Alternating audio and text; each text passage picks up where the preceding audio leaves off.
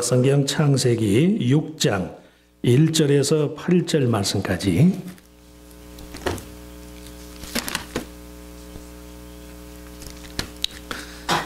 창세기 6장 1절에서 8절. 자, 우리 한 목소리로 같이 한번 읽습니다.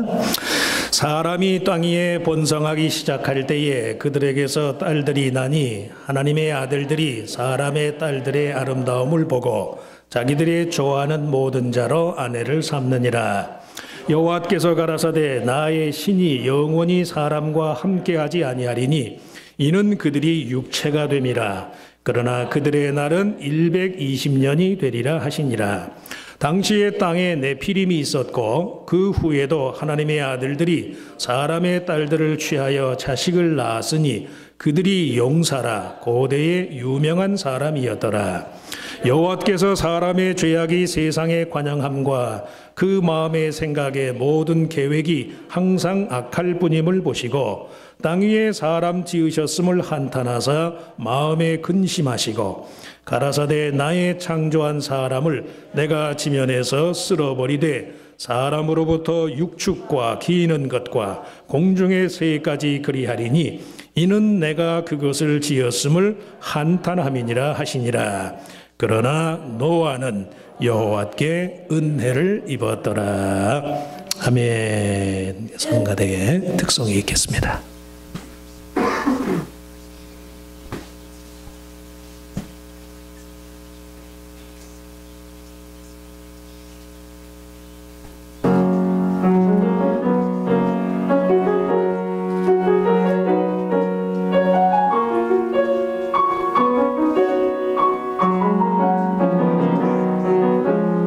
사랑에서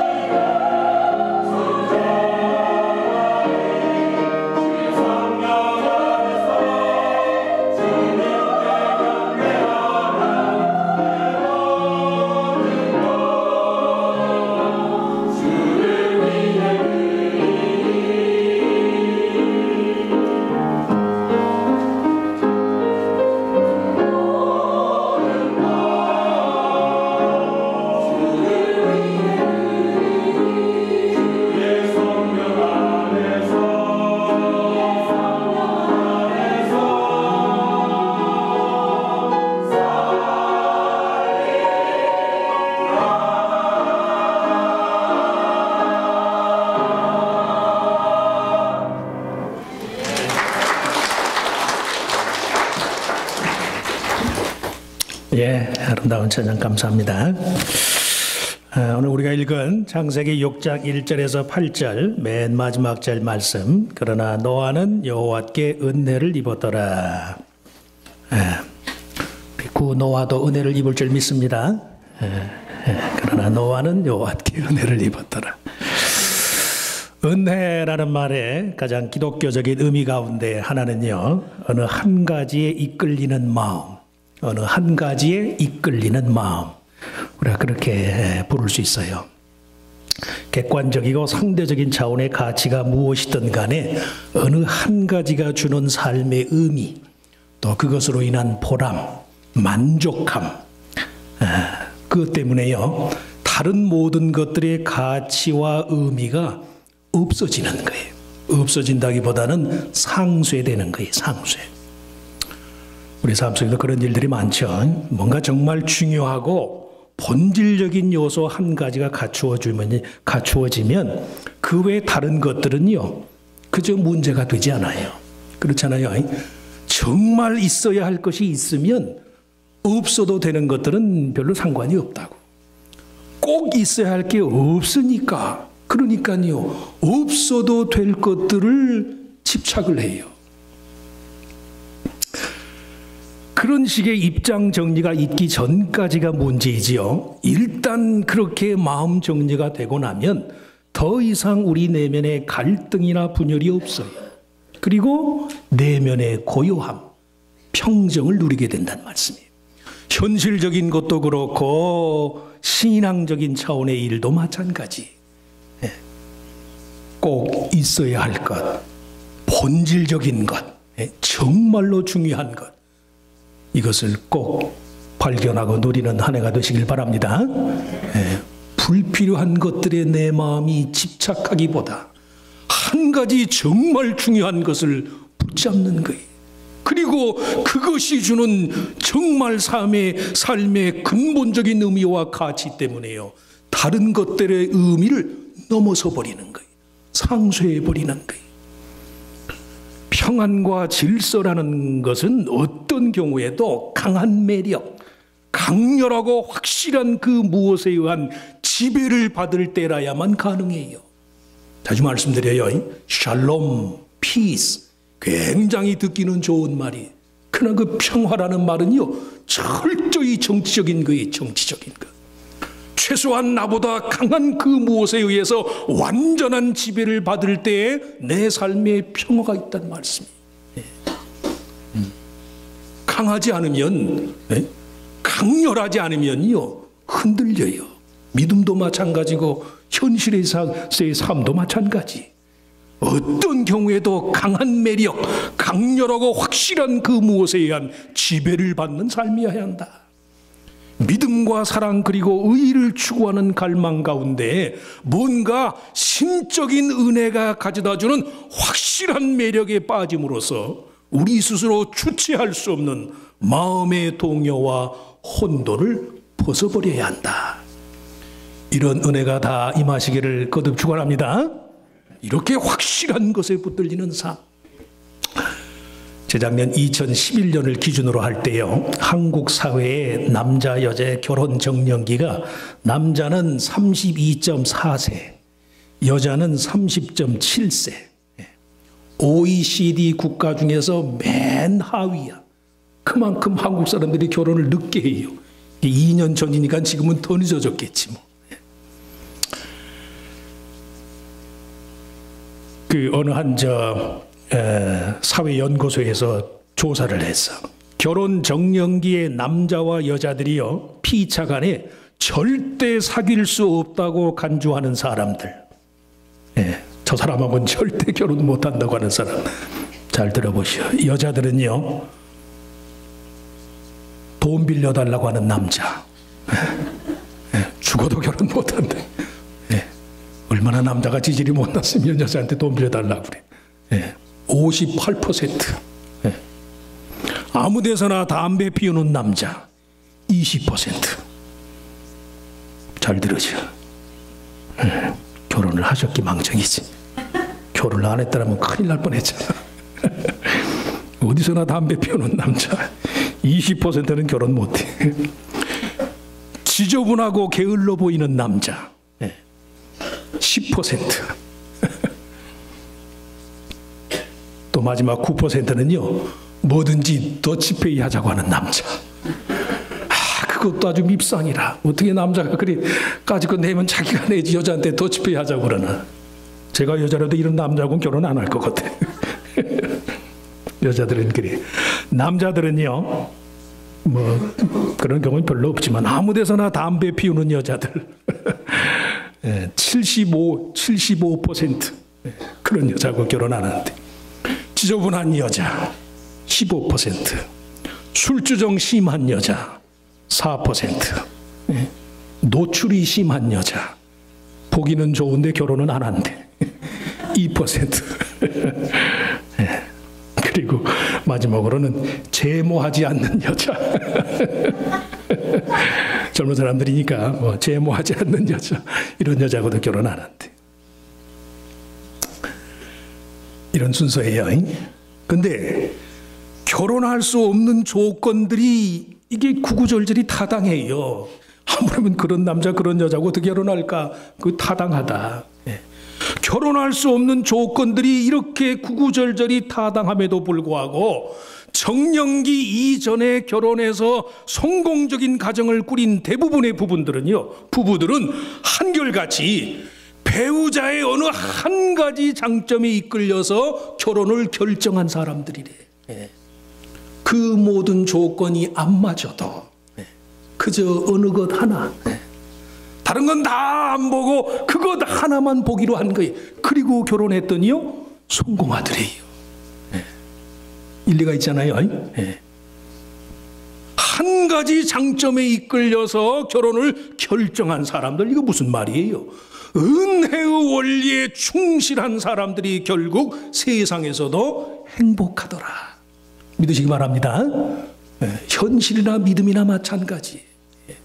믿음도 그래요. 이미 말씀한 것처럼 정말로 신앙 안에서 하나님이 나에게 주시는 은혜, 그 신적인 매력, 하나님의 강렬한 능력, 정말 하나님이 나와 함께 하신다는 이 확실한 믿음에 설 때 다른 모든 염려를 벗어버린다는 말, 상쇄가 되는 거예요. 상쇄가 있어야 할 게 없으니까요, 관심이 다른 데로 가요. 말 안 해도 될 것을 말하게 되고, 생각 안 해도 될 것을 생각하게 되고, 하지 않아도 될 짓을 하게 된다는 말씀이. 현실도 마찬가지라 인간관계도 마찬가지예요.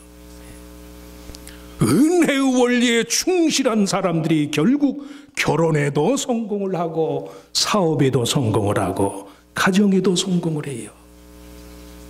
지나간 얘기지만 전 정말 결혼 못할 줄 알았어요. 누가 나한테 시집을 올까? 근데 4학년 때 데모를 했잖아요. 외국인 학장 물러가라. 데모를 했는데요, 슬금슬금 다 빠지니까 이제 학점 가지고 교수들이 위협을 하니까요, 선교사가 학장이니까 또 영어를 잘하면 저 같은 사람은 출세 가도가 있잖아요. 신학교라도. 그냥 회의를 하니까 다 넘어가잖아.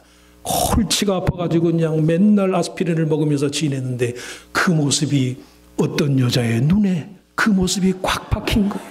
야. 저런 남자라면 그래도 한번, 일부러 좀 그런 면도 있고, 그랬더니 넘어오더라고. 그거 한 가지 보고서는 그때는 제가 여드름이 굉장히 많이 났었어요. 여드름 대장이었거든. 창세기 증언에 따르면 고대 이스라엘 백성들의 경우 이런 은혜의 원리가요, 온 우주의 기초를 다시 쌓는 일과도 같은 것이었어요. 그렇게 함으로써 그들 자신의 삶의 자리를 새롭게 설정할 수 있게 됐단 말씀이에요. 이해하고 들으세요. 창조과학자들의 노고가 얼마나 가상한지 몰라요. 창조과학자들의 노고가 지극히 가상함에도 불구하고 창세기의 기록을 통해서요, 우리가 사는 이 물리적인 세계의 기초를 확립하는 것은 그건 성경의 취지가 아니야. 이 말은 성경이 비과학적이라는 뜻이 아니라 성경의 문자적인 의미를 과학적으로 입증하는 것보다도 더 중요한 것은요, 내가 하나님의 성품과 그의 은혜의 섭리를 믿고 받아들이는 거예요. 성경이 과학적인 책이라고 아무리 증명을 해도요, 그 성경의 내용에 따라서 내가 믿음으로 살지 못하면 과학적인 게 무슨 의미가 있어요? 성경의 기록이 지닌 과학적인 근거를 아무리 확립하였다 하더라도 온 우주는 물론이고 내 삶을 하나님 자신의 은혜의 섭리로 이끌어가는 그 뜻을 알고 믿지 못한다면 저는 여전히 무지하고 불신앙적인 사람일 수밖에 없단 말씀이에요. 창세기 기록은 결코 우리가 사는 이 세상의 기원을 밝히기 위한 책이 아니에요. 창세기는 우리로 하여금 하나님이 주관하시는 세상, 하나님의 나라와 의가 지배하는 새로운 세상, 믿음의 세계로 들어와서 살도록 우리를 초청하는 책이에요. 어떤 사람은 창세기를 통해서 우리가 사는 이 세상에 무슨 막 과학적인 근거를 찾으려고 그래. 잘못된 거예요. 창세기는 이 세상의 기원이 아니에요. 우리가 하나님 나라에 들어가는 거예요. 믿으시기 바랍니다. 내중심적으로 짜여진 현실적인 세계관, 그런 가치의 우선순위를 버리고 오직 믿음에 의한 전혀 다른 유형의 가치관을 따르도록 하기 위함이라는 그런 말씀이에요. 때로는 우리가 하나님의 섭리를 따르는 그런 삶이요, 초라하고 무가치한 것처럼 보일 때가 많아요. 그럼에도 불구하고 영원한 것의 가치가 오직 하나님께서 비롯된다는 사실을 확신하면서 이미 말씀한 것처럼 그 외 다른 모든 것들에 의한 강요와 타협을 상쇄해버리는 식의 그런 삶을 사는 거예요. 남자들의 경우를 예로 들자면요, 다른 사람 예를 들면 또 미안하니까 제 경우를 예를 들면 아무래도 김태희가 우리 집 사람보다는 잘생겼지. 어쩌다가 TV에 나오는 걸 보면 이야, 참 저렇게 이쁘게 생길 수 있나. 이쁘긴 이뻐요. 그런데 그런 일반적인 여인의 아름다움과 내 부인이 지닌 여자로서의 아름다움, 이건 차원이 다른 거예요. 여자들만 아멘, 부인들은 더 크게 아멘. 우스개 얘기가 아니에요. 심각한 얘기를 하는 거예요. 심각한. 한 몸 무식에서 비롯된 필연적인 아름다움, 나의 아내이기 때문에, 내 몸의 일부이기 때문에 저가 갖고 있는 아름다움, 이건 객관적인 미의 기준을 초월한다는 말씀이에요. 당연한 이야기지만요, 심각하게 받아들이셔야 돼요. 의미의 상쇄야, 상쇄. 어떤 것을 가지고 강요하고 어떤 것을 가지고 비교한다 할지라도요, 그 비교의 차원을 넘어서는 거예요. 삶이 상쇄가 되는 거예요. 상쇄. 상쇄를 영어로 compensation, 보상이라고 불러요. 보상. 믿음을 매개로 해서 모든 것이 보상이 되잖아. 모든 것이 보상이 된다. 죽음까지도 보상이 돼요. 사랑을 위해서 죽을 수 있잖아요. 아내와의 한 몸 무식에서 비롯된 필연적인 아름다움이 일체의 객관적인 기준을 매개로 하는 미학적인 아름다움의 가치를 능가하고 상쇄해버리는 것처럼, 하나님이 나의 주가 되시고 하나님이 나를 사랑하시고 하나님이 나를 위하신다는 그 사실이요, 인생에 수반하는 모든 고통과 아픔을 넘어선다는 말씀이, 창세기는 그런 세계로의 초청이에요. 오늘 본문의 노아는 대홍수 사건의 주인공, 아담의 10대 후손이고 아브라함의 10대 조상이, 이스라엘사에서 10열이라는 숫자는요, finality, 최종성의 의미가 있어요. 그것으로 모든 게 끝나는 거예요. 그런 최종성의 측면에서 볼 때요, 노아는 신화와 역사의 중간 인물과도 같아요. 인류의 조상인 아담의 타락에도 불구하고 창조주 하나님께서 아브라함이라는 이스라엘 민족의 조상을 선택한 일이 어떻게 가능했는가? 신화와 역사의 매개물이야. 우리 삶에 그런 영역이 많잖아요. 이상과 실제, 논리와 비논리. 이스라엘 백성에게는요, 그 중간에 노아가 있어요. 노아. 신화적인 세계관과 역사의 기초를 마련하기 위한 중간 인물로서의 노아의 특성이요, 바로 성경이 말하는 저가 하나님께 은혜를 입었더라. 은혜를 입으면 모든 게 초월이 되는 거예요. 모든 게 상쇄가 돼요. 모든 게 좋아 보이는 거예요. 모두와 더불어서 사랑으로 연합할 수 있어요. 상쇄야, 상쇄. 노아의 특성이 여호와 하나님께 은혜를 입은 사람이라는 것이며, 또한 하나님께서 저를 은혜의 원리에 따라 대하셨다는 점이에요. 천지를 뒤덮는 이 홍수 사건은요, 이게 사실은 문학적인 주제예요. 이스라엘에 속해 있는 고대 중문동 지역의 여러 나라들의 건국 신화예요. 자주 등장하는 단골 메뉴 가운데 하나야. 온 천하를 홍수가 뒤덮였더라. 그런데도 불구하고 이 창세기의 기록의 분명한 차이는 온 세상의 가치와도 바꿀 수 없는 단 한 사람의 순종과 믿음, 그리고 그의 의로움에 이끌리는 창조주 하나님의 마음을 설명하는 데 있어요. 홍수라는 주제가 여러 나라의 건국 신화에 다 나와요. 미국 아메리칸 인디안들의 건국 신화에도 홍수 이야기가 나온다고. 다른 건 말할 것도 없고. 그런데 성경의 강조점은요, 천하를 뒤덮는 홍수 사건 속에서 하나님이 노아라는 한 사람 의인의 믿음과 순종을요, 이 세상 전부보다도 귀한 것으로 여겼다는 그 사실이 있어요. 조물주에 의해 지음받은 이 세상은 자체의 아름다움과 선함에도 불구하고 인간성 자체의 타락과 부패 때문에 언제든 퇴락하고 소멸될 수밖에 없는 곳이, 그런 타락과 부패의 연결고리 속에서 사람들은 언제고 홍수처럼 쓸려갈 수밖에 없는 그런 존재라는 말씀이. 그런데도 불구하고 하나님께서는요, 당신 자신의 설함과 의로움을 믿는 믿음의 토대 위에서 그의 뜻을 따라서 살아가는 그런 삶을 선택하는 한 사람의 가치와 한 사람의 의미를, 이 세상을 새로이 시작하는 것과 같은 그런 것으로 여겨준다는 말씀이, 믿음이란 그런 무한한 은혜의 이끌림이 지닌 능력과 가치를 내 삶 속에서 인정하는 거예요.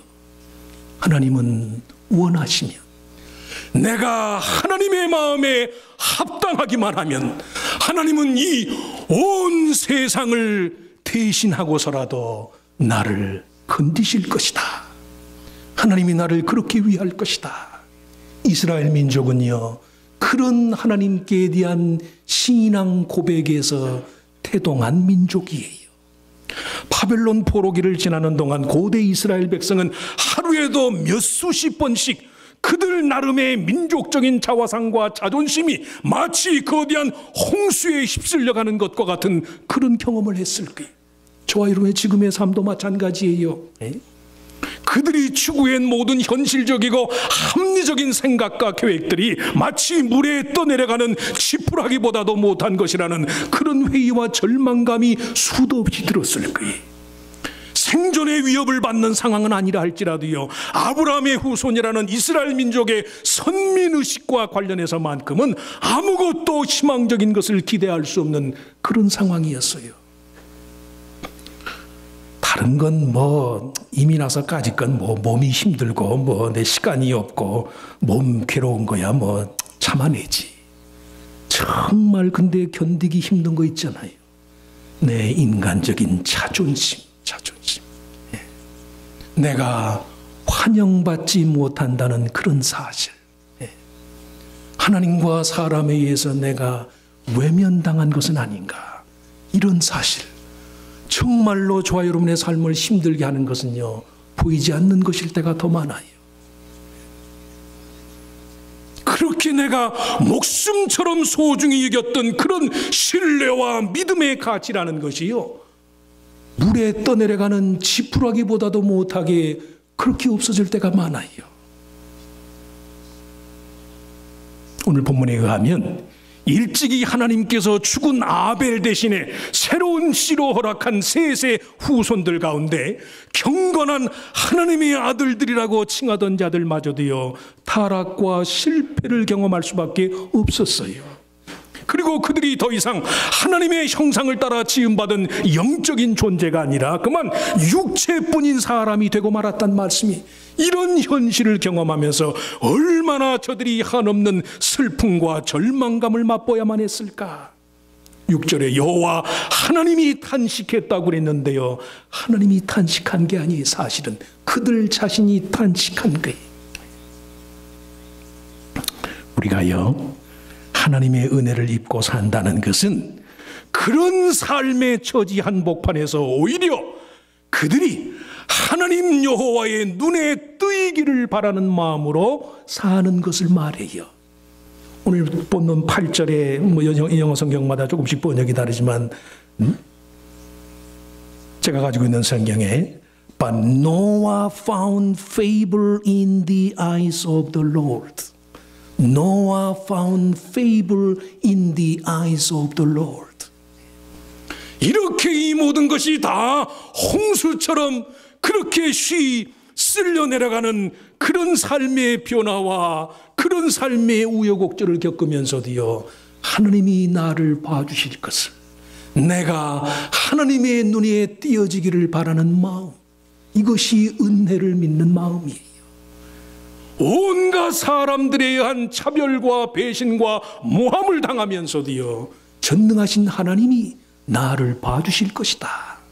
내가 하나님의 눈에 호의를 받고 하나님에 의해서 기억되었을 것이다. 이걸 믿는 믿음이에요. 방주라는 말은 성경에 단 두 군데 나와요. 방주. 방주는 배가 아니에요. 어떤 사람은 방주를 굉장한 무슨 건축물로 생각을 하는데, 방주는 말 그대로 방주야, 방주. 항해에 필요한 자력, 동력 장치가 없어요. 무슨 말씀인지 아시겠죠? 자기 스스로 제 몸을 움직일 수 있는 그런 장치와 여지가 없단 말씀이에요. 한낱 조형물일 뿐이에요. 마치 출애굽의 지도자였던 모세의 유아기예요. 모세를 바로 왕이 영을 내렸잖아요. 사내 아이가 나면 다 죽이라고 그랬잖아요. 근데 레위 집안에게 모세가 태어났는데 외모가 벌써 준수하거든. 그래서 부모들이 어떻게 했다고 그랬어요? 차마 죽일 수가 없어서 가을 상자에 담아가지고 나일강 하류에 저를 떠내버렸다고 그랬어요. 그 가을 상자, 이게 방주야, 방주. 노아의 방주와 모세의 가을 상자, 딱 그 두 군데요, 방주라는 말이 나와요. 또 다른 영어 성경에 보면 이 방주를 체스트와 카핀, 체스트라는 건 물건을 담아두는 상자, 카핀이라는 말은 뭐예요? 관. 하나님을 믿는 믿음으로 하나님의 은혜에 의해서 저가 살아나면 저게 방주가 될 자니, 그렇지 않으면 뭐가 돼요? 뭐가 돼? 관이 되는 거야, 관이.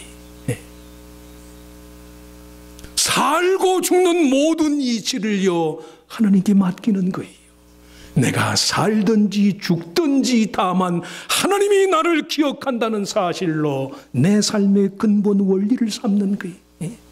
노아가 그토록 무모하게만 여겨지는 방주를 짓기 위해서요, 120년이라는 세월을 보냈다고 그랬는데, 이 120년이라는 세월이 사실은 고대 사회에서 장수하는 인간의 평균 수명을 의미해요. 결국 노아의 삶은 일평생 하나님의 은혜에 이끌림을 받는 것이었고, 하나님 역시 노아의 평생토록 저에게 이끌리는 삶을 사셨음을 의미한단 말씀이, 그런 하나님과 그의 자녀 사이에 평생에 걸친 은혜의 이끌림에 대한 자각, 그 믿음에서 탄생한 민족이요, 그들이 이스라엘이고 그런 은혜의 이끌림이 아브라함을 나게 했고 모세를 나게 했고 다윗과 예수 그리스도에게로까지 이어져서 오늘날 저와 여러분에게까지 미치게 됐단 말씀이. 노아라는 이름의 뜻이 comfort, 위로 혹은 rest, 안식이라는 뜻이 안식.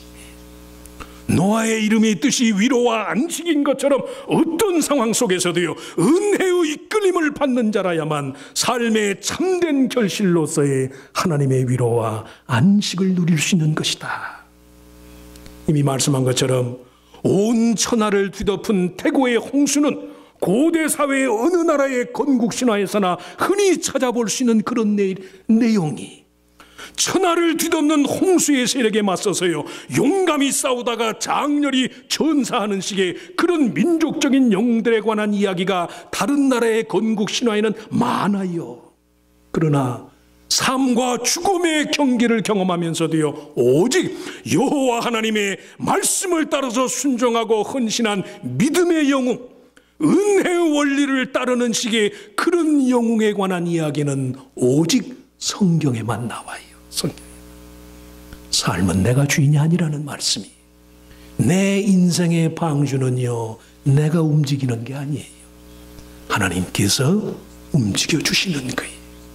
우리가 할 일은 다만 그 하나님께 철저히 이끌림을 받는 거예요. 무슨 염려와 무슨 걱정거리가 있다 할지라도 하나님이 나에게 주시는 의미, 예수 그리스도 안에서 너는 내 사랑하는 자녀라, 내가 너의 아버지라, 내가 너의 주인이라, 하나님과의 이런 관계성을 확립하고 그 관계성의 토대 위에서요, 모든 염려를 상쇄해버리는 거예요. 그리고 오직 주님으로 인해서요, 내가 위로와 만족을 얻는 거예요. 기대하는 게 많으면 뭐도 많아요? 실망도 많아요. 네. 인간관계가 다 그렇잖아요. 부부관계도 마찬가지고, 부모 자녀 간의 관계도 마찬가지고, 교인끼리의 관계도 마찬가지고요. 기대가 크면 실망도 커요. 기대하지 말라는 말씀이 아니라 확실히 기대할 것을 기대하시라는 말씀이에요. 정말로 있어야 할 것, 정말로 붙들어야 할 것을 먼저 붙잡는 거예요. 그리고 그 외의 모든 것들의 의미로부터요, 자유로워지는 거예요. 자유. 예. 방주가 될지 관이 될지 모를 삶의 위협과 위험 요소들의 틈바구니 속에서도 다만 여호와 하나님의 눈에 띄기를 바라는 마음, 그리고 반드시 그가 나를 기억해 주실 것을 믿고 그 믿음 안에서 스스로 안심할 수 있는 사람, 이런 사람들이여 하나님께서 보시기에 노아, 구노아를 포함해서 노아야 노아. 안식이다, 위로다, 용기다, 용기. 실제로 창세기 7장 16절 말씀에 보면 물이 창랑하고 물이 차오르니까요, 방주가 떠오르잖아요. 노아가 하나님의 명을 따라서 뭐 짐승 새 다 집어넣었어요. 창세기 7장 16절 말씀 한번 보실까? 창세기 7장 16절 같이 한번 읽어보실까요? 들어간 것들은 모든 것의 암수라. 하나님이 그에게 명하신 대로 들어가매 여호와께서 그를 닫아 넣으시니라. 문도 밖에서부터 닫혔단 말씀이.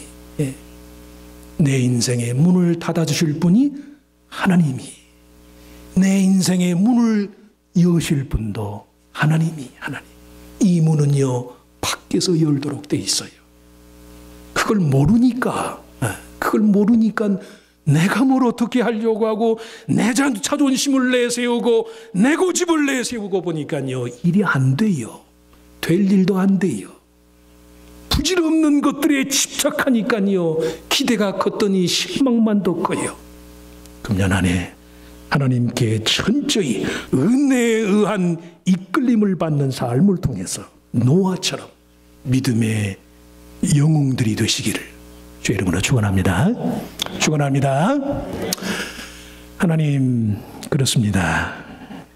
인생의 성도로서 내 인생의 방주를 설계하고 물이 차오르는 방주를 물에 뜨게 하고 그리고 40주야를 내린 그 홍수 속에 살아남도록 하실 분도 하나님이시고, 저를 그 닫혀진 방주에서 다시 끌어내실 분도 하나님이시라는 사실을 저들이 믿습니다. 한 해를 시작하는 새해 벽두에 이런저런 계획, 준비할 것들이 많지만 먼저 우리의 마음속에 하나님의 은혜의 원리를 따르는 삶, 믿음으로 하나님의 은혜를 얻는 삶, 이것을 우리 마음속에 잘 채비할 수 있는 저희들 모두가 되게 하여 주시옵소서. 믿는다고 하면서도 우리의 관심사가 여전히 세상적이고 현실적이어서 하나님께서 그리 안 해도 좋을 것이라고 말씀하는 것을 때로는 우리가 그것 아니면 안 되는 것처럼 우선순위를 바꾸어서 내 식으로 염려하고 내 식으로 근심에 사로잡힐 때가 많습니다. 하나님 우리에게 믿음을 주시고 우리에게 성령의 충만함을 주시어서 오직 하나님의 은혜로 인생의 문을 닫으신 분이 하나님이시고 닫혀진 문을 여실 분도 주님이십니다. 이런 믿음으로 가정도 자녀들도 교회도 내 믿음 문제도 하나님께 온전히 내어 맡기고 다만 하나님의 마음, 하나님의 눈, 하나님의 인정을 받고자 하는 마음으로 금년 한 해를 살아가는 저희들 모두가 되게 하여 주시옵소서. 꼭 교회에 나올 수 없는 상황이라 할지라도 내 있는 곳에서 하나님 나를 기억하시옵소서. 하나님 나를 불쌍히 여겨주시옵소서. 하나님 나를 전적으로 지배하시고 소유하시고 나의 주인이 되어 주시옵소서. 이렇게 기도해서 하나님의 주권이